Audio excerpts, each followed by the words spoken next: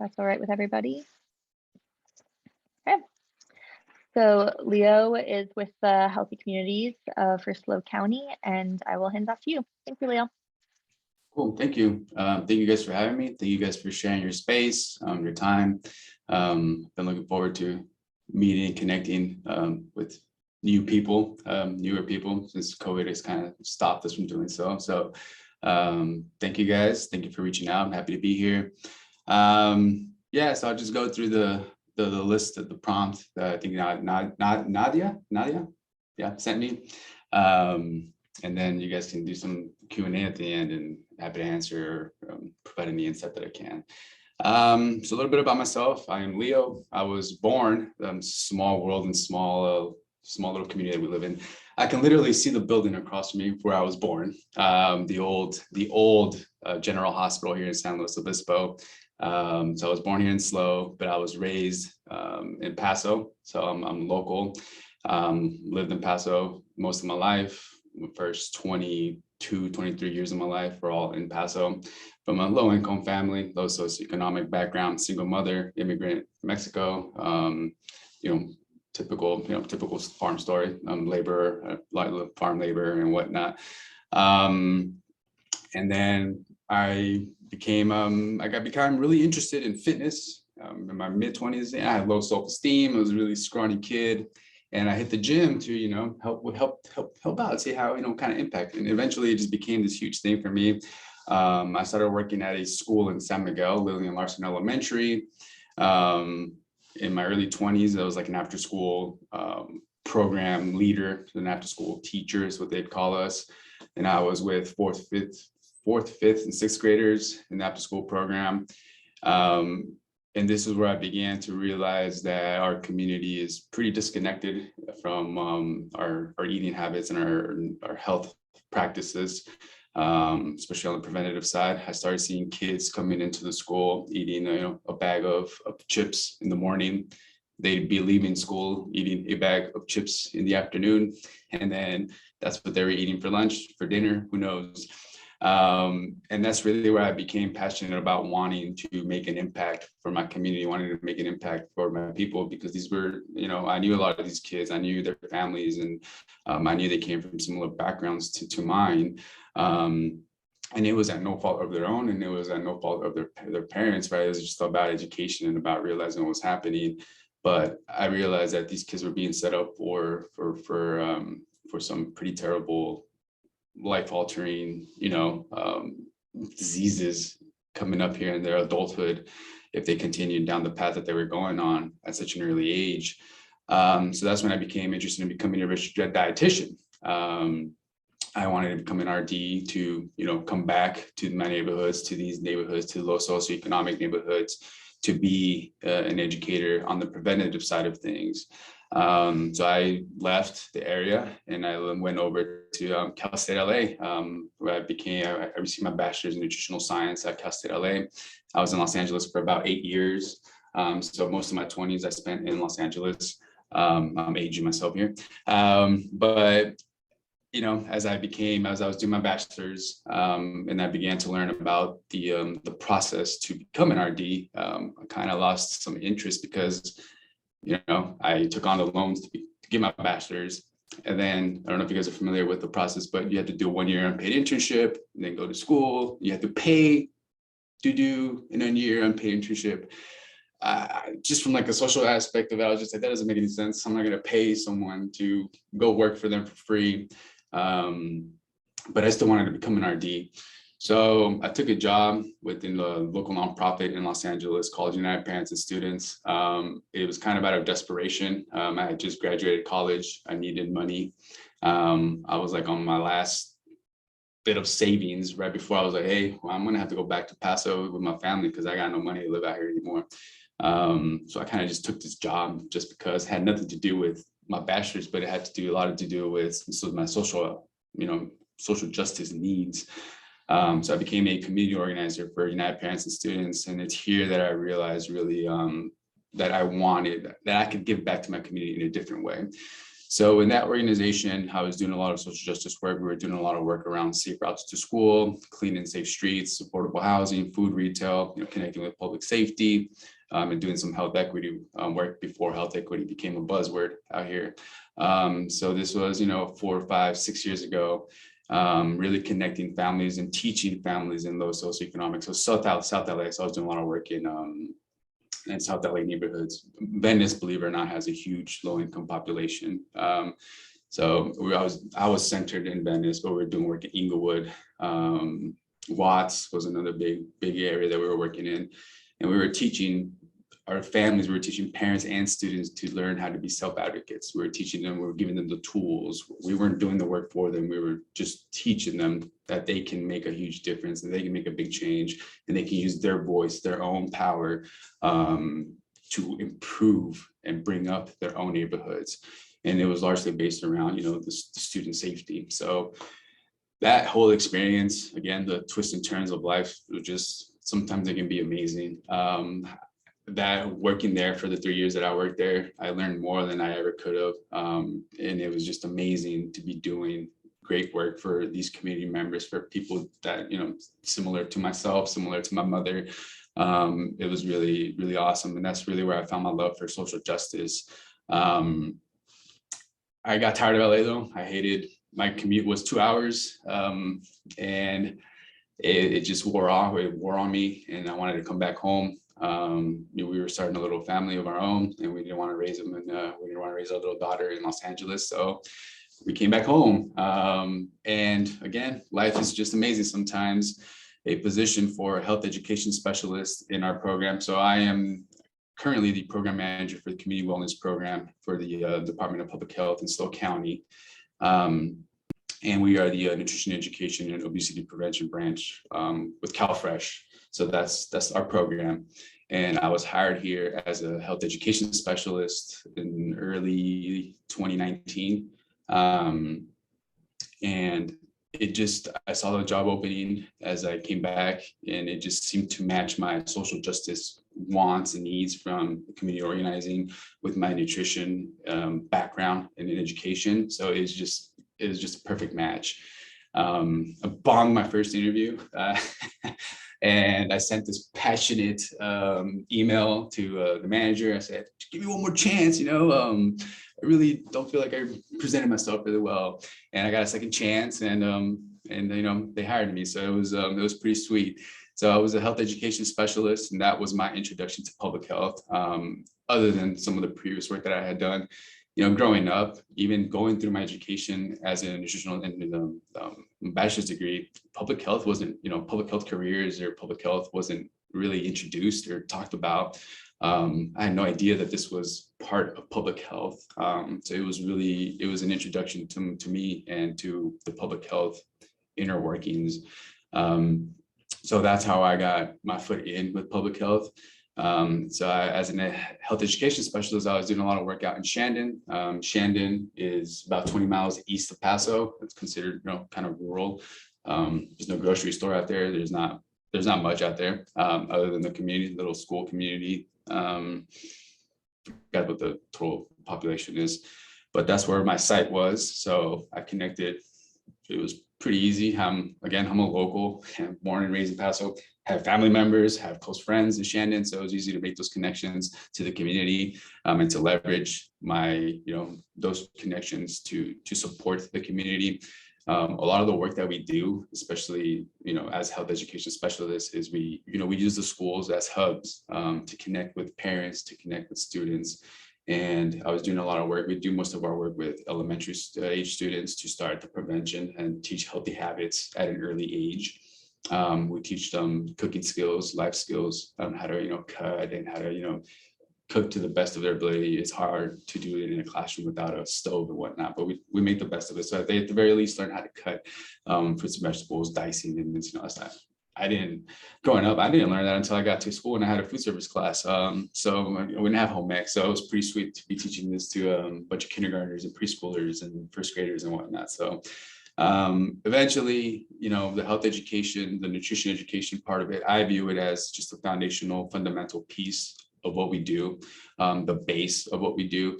And then we add on top of it. Right now, we're trying to focus on policy systems and environmental changes, especially in these communities that we serve. And we're trying, we can't do advocacy. We can't, it's just not allowed because we are the government, and they don't want people. They don't want people. Sorry, my camera has been a little funky too. So if it falls off, it's not because there's an earthquake or anything. It's just because it falls off.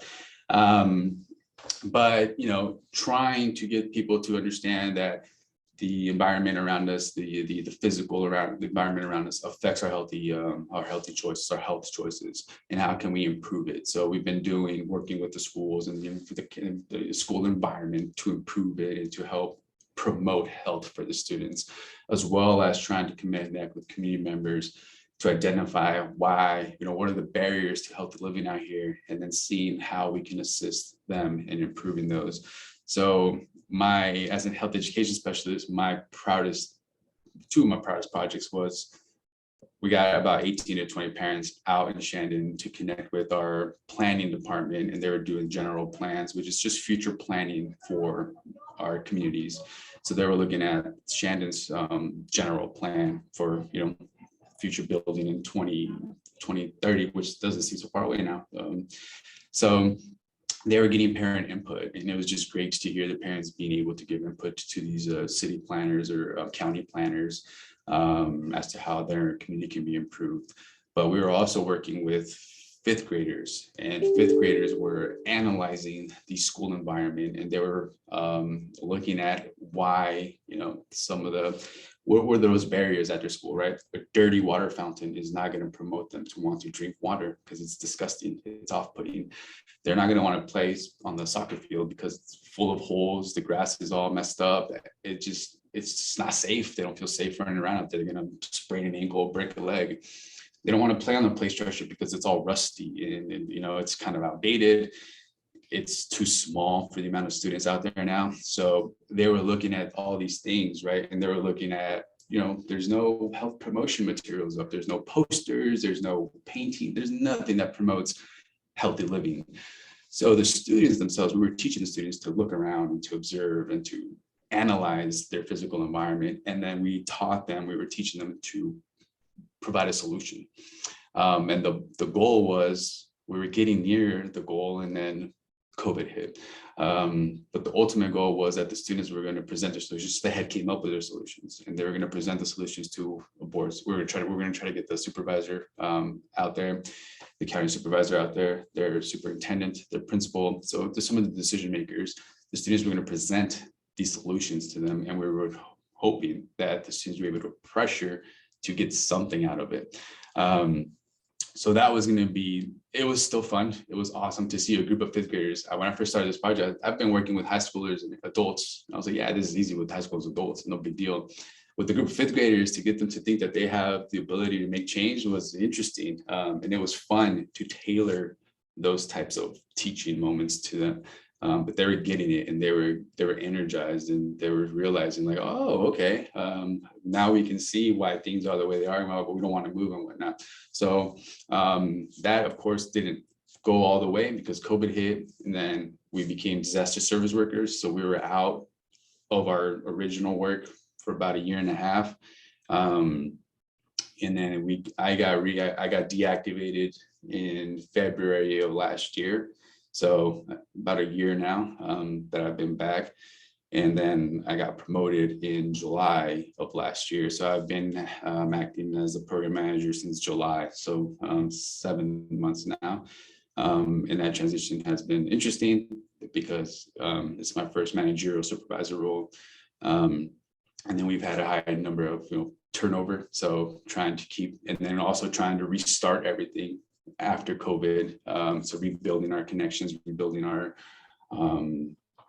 collaborative spaces, and reaching out to partners and creating new partners, and also trying to keep the staff together, keep the program together through turnover. So we've been pretty stable now, though. We've got a new health educator, Cal Poly grad. She started with us in January, and we've been doing a lot of work out in Lillian Larson. Again, small world. Full circle, I'm back at Lillian Larson, where I first discovered my love for nutrition.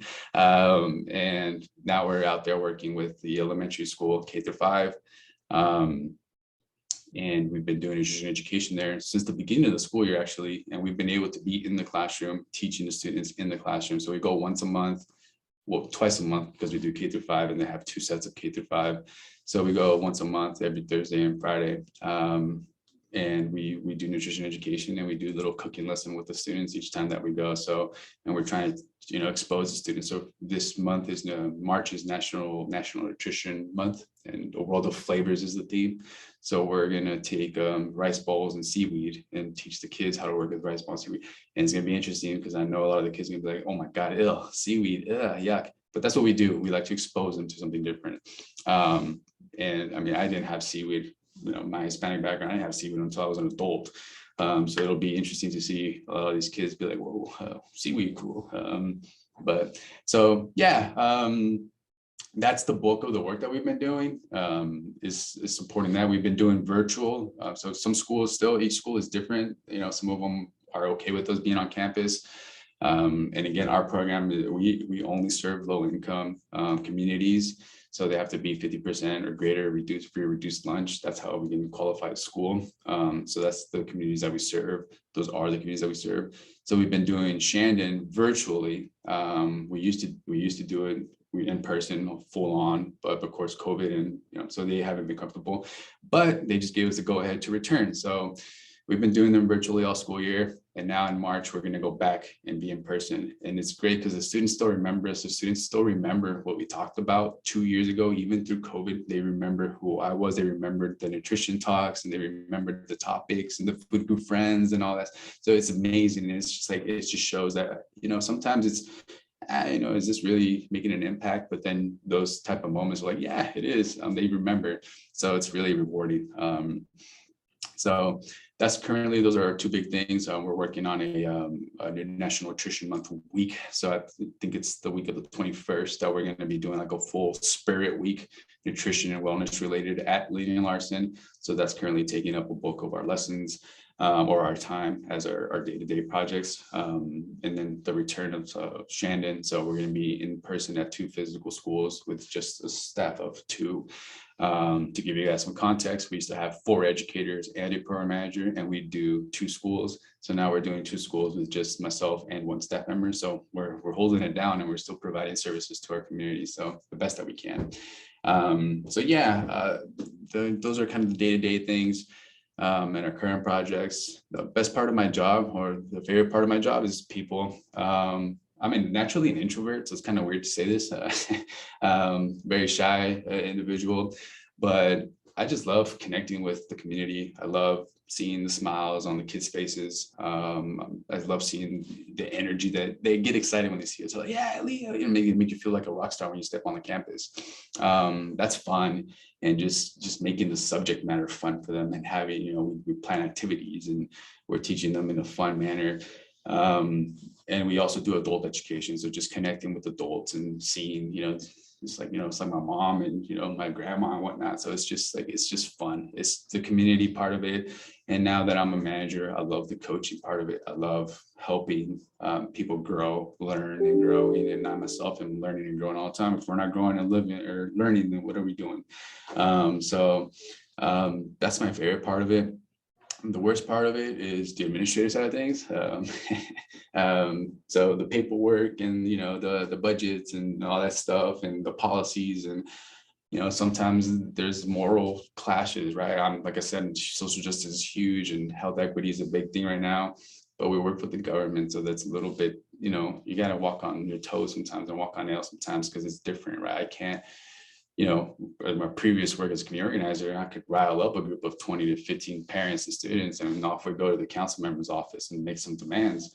Can't do that anymore, right? So it's got to be a little bit more strategic, a little bit more planned, but still providing a great service to the community. So that would probably be like the worst part of my job, but even that's not too bad. I've been enjoying my time as a program manager. I enjoyed my time as a health education specialist.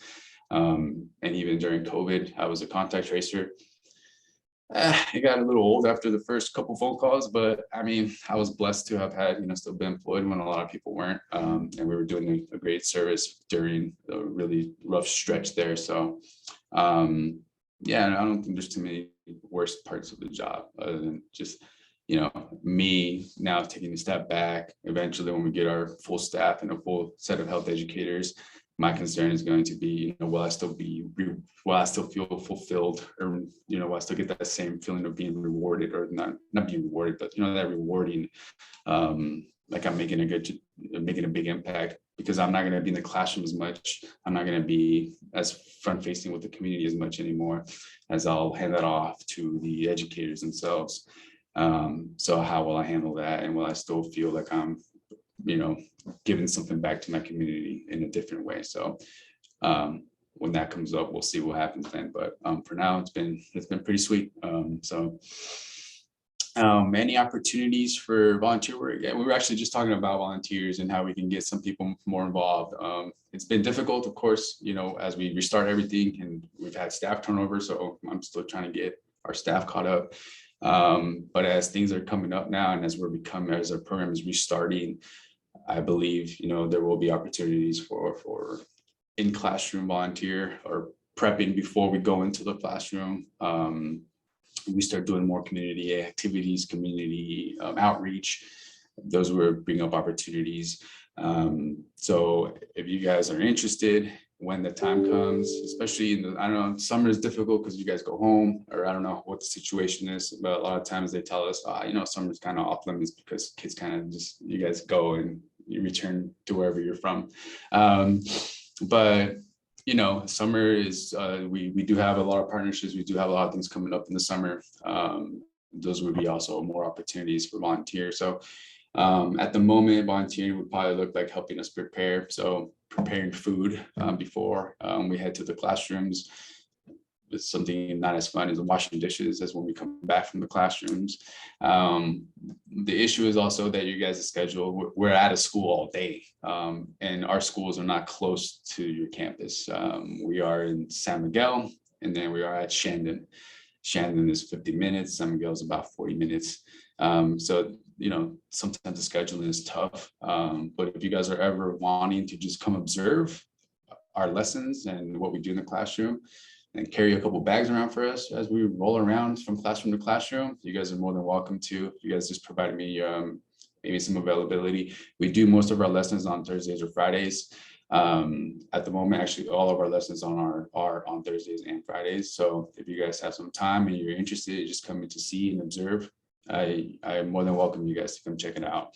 And then maybe in there, you'll find another way to volunteer. I'm currently thinking about hiring an intern. So I'm working out the details for that. I can send out an email to one of you guys, Nadia or whoever, if I make the decision to hire an intern, and you guys are interested in applying for that. I encourage you to. So those will be the most upcoming opportunities. And yeah, any questions?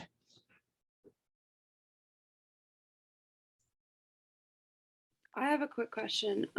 So when you did the virtual lessons, like, how did you have to like change it? Because you can't like physically like cook with them and teach them stuff. So like, what kind of strategies and stuff did you use? Yeah, it was interesting because I'm a very like active teacher. I like, you know, dancing and moving my hands and getting the kids involved and getting them up and whatnot. We just had to make the best of it. We try to make it as engaging as possible with the activities, the little quizzes, and, you know, getting the kids to stand up and stretch with us, and leaving stretch breaks. And if we read a book to them, acting the book out, getting the kids to kind of get involved with that. So the cooking part of it had to kind of be put to the side. We just couldn't do it. One, because of COVID. We just didn't feel safe because of it. And then the school just didn't want it. They were being cautious, rightfully so. So yeah, we just didn't do any cooking with them. So it was just really trying to entertain the kids as best as possible. And we also shorten our lessons. When we're in the classroom, we're in there for 30 to 40 minutes. We're doing virtual lessons, we're doing 15 to 20 minutes, just because we just realized the attention span of the students it's not there behind the video. So the teachers were great. We formed a great partnership with teachers. They, you know, if we asked the students to do something, the teachers would, you know, would be there and they would be active participants. So they weren't just chilling in the background. So yeah, quizzes and providing interactive activities through media and whatnot were the best ways that we made the adjustment. Yeah, but no cooking, unfortunately. We were, before we got the go ahead, we were planning on creating, because we were coming up towards the end of the year. So we were planning, if Shannon told us, hey, you guys are just going to remain virtual for the rest of the school year, I'm like, okay. We were planning on creating kits. So we were going to provide the knives and the cutting boards and drop them off at the school, and then provide the ingredients, the food, and give them to the teachers in little kits. And then we were planning on with the webcam putting it over and actually walking the students like, hey, let's do this together. So that we were headed that way, but then they're like, hey, you guys are more than welcome to come back now, so we don't have to do that anymore. So but we were looking at that as a possibility.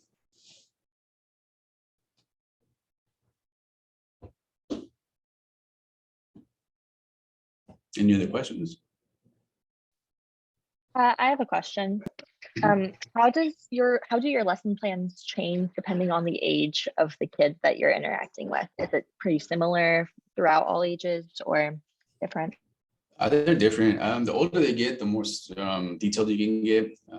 The little ones, of course, it's more dancing and singing and more basic.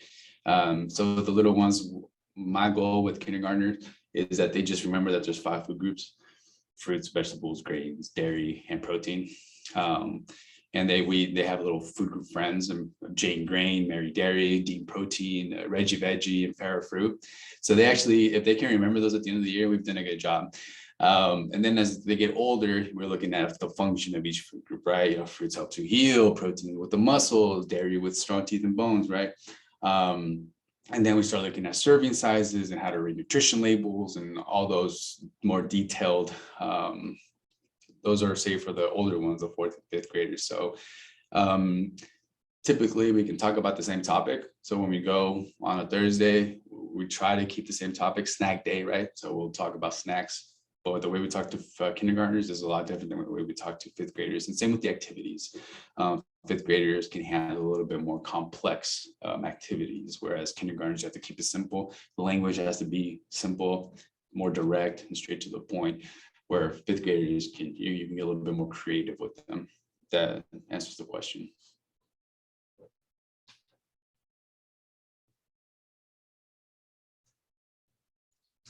I have another question, which is, you mentioned earlier in your presentation that you work with CalFresh, or your program is connected to CalFresh.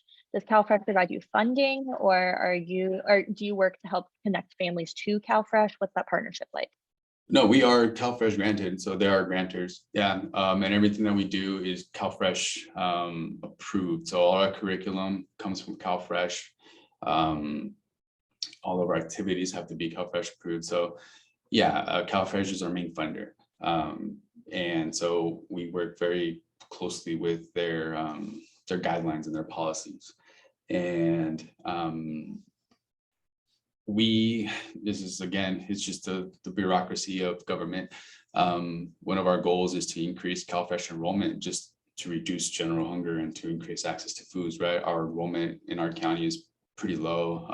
It was in the 40 to 50% last time we got the numbers. So that means over 50% of the people that qualify for CalFresh are not on CalFresh, which is a huge amount of people that are not on CalFresh. So we want to help with CalFresh enrollment, but we can't go and enroll people ourselves. We can just promote CalFresh and the benefits of CalFresh and how great CalFresh is. But if someone's like, hey, can you help me sign up for it? We can't do that. We just say, hey, you got to go here and just call this phone number and they'll help you out. So that's kind of been one of my biggest conflicts. It's like, why can't I just take 5 minutes and just sign them up here real quick? It's easy. Anyone can do it, really. So yeah, so that's how we are CalFresh funded. Of course, it comes from the USDA, so we have to follow their standards and their policies and their guidelines.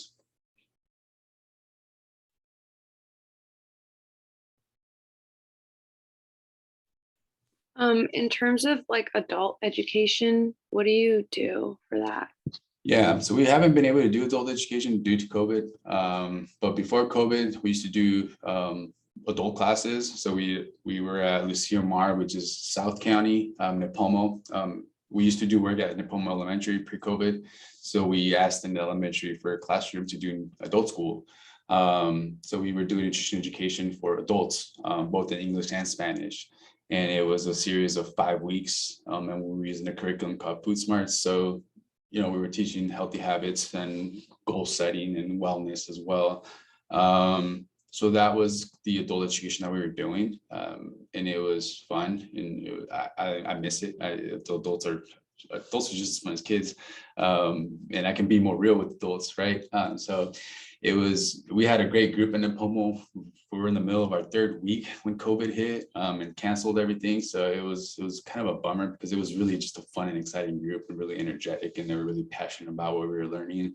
So we're looking to resume as soon as we can, to bring in adult education to the Lillian Larson community, the school community, to the adults out in San Miguel, and reconnecting with the adult school in South County, with the Nipomo area, to return and do adult education there. We've also connected with, the one thing that we did do during COVID was we did virtual lessons for Head Start parents.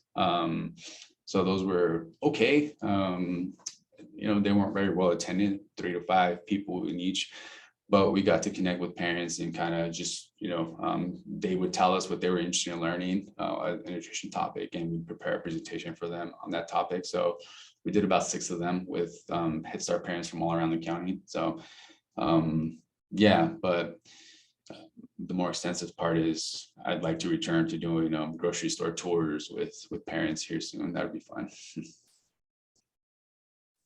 We've also added teens to our programming, and we're looking to do some early education, so preschoolers and daycares. So we're looking to expand. We've largely been doing, since I've been here, it's been K through 5, but we've been looking to expand with 2 teens. So in the summer, we do some teen programs. And early education is something completely new, and we're looking at how we can impact that population as well.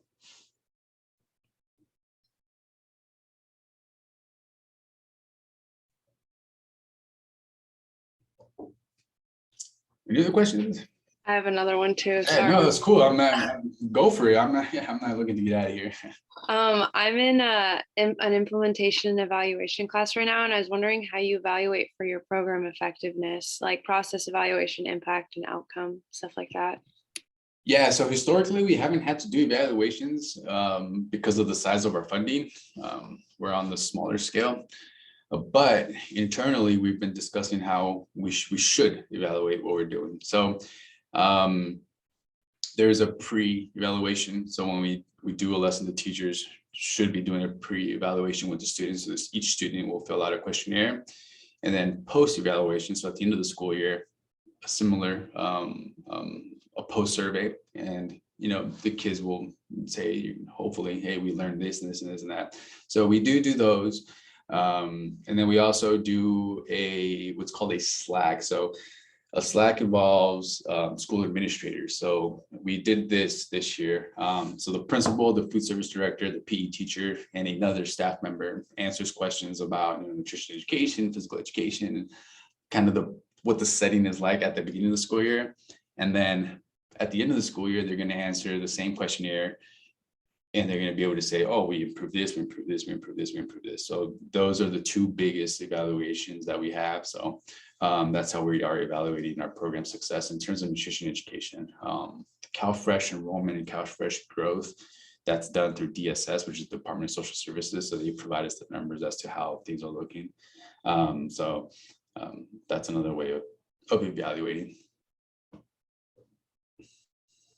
And then student anecdotes are the greatest way. I was just telling, just as our health educator, I was just telling her how, we did a set of lessons at Shandon. We went back the following year. During recess and stuff, I like to go out and play soccer with the kids or whatever. We were playing soccer, someone fell, scraped their knee. And one of the kids was like, oh, you need to eat your fruits. And that, we teach them the fruit is the healing food group. So if you can get some vitamins in you and heal that scrape and cut. I was like, this is awesome. That's a year after, you know? So it's those little anecdotes and stories that are just like, whoa, they're actually hearing, and some of what we're saying is registering with them. So those are pretty cool. So we save those in like a little Excel sheet as like quotes, you know, testimonials. So yeah, it's always awesome.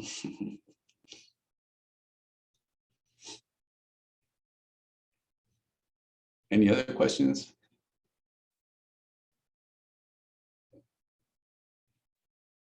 Cool. Feel free to share my information. If you guys are, again, I welcome you to reach out and to volunteer, whatever it is. If you guys have questions, I'm one of the few people around here without a master's degree. Actually, I hired a health educator that we have also doesn't have a master's degree. It's just a bachelor's, but she is working on her master's. So, you know, there's all sorts of different ways to get here. So if you guys don't have any questions, wish you guys the best of luck with your educational journey and professional journey. And I'm sure we'll cross paths. I hope we cross paths in some way, some form.